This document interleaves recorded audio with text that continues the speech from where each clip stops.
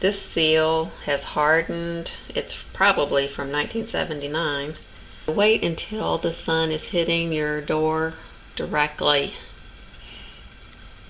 whichever part of the day that might be, and see if you can see daylight coming through it. Then you know you have leaks. You can see the light coming through. So we're going to replace that seal, and hopefully we won't have daylight coming through, which means air is coming through. There's no life left in it. So we are going to replace it. This has been painted, and also it looks like the door was painted and then it stuck to it. The door wasn't dry. So we have removed a little staple that was holding this at all the corners. See the little staple that they put in? This is what we need to remove. I'm taking a putty knife and trying to break that seal where the paint is to get this off. We're just going to pry this to get it started, and then it'll hopefully just come right out. Just getting it started is the worst part. Here you go. And you'll see it has like a little track that it goes into. I'm just gonna pull it out of the track. And just be careful, because sometimes the wood wants to come up. Who knows, with all that paint back in there. And it's on the other side too, so take a little putty knife and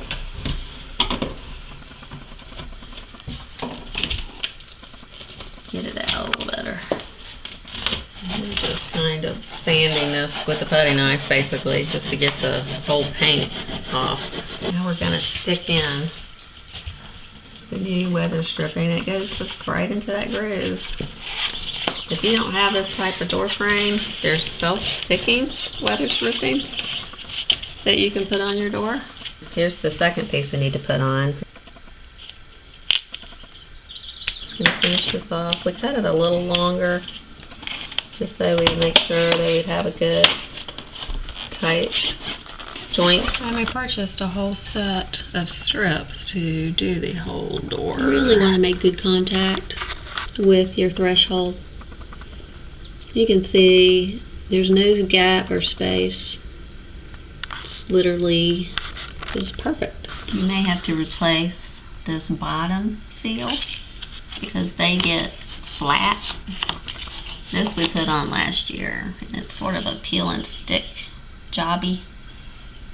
And we had daylight coming from beneath our door. There are screws on the back of this weather stripping. So what we've done is replace this product from the 70s that was around our door, and it's really stiff. You can't even move it. With this one, and you can see it's flexible.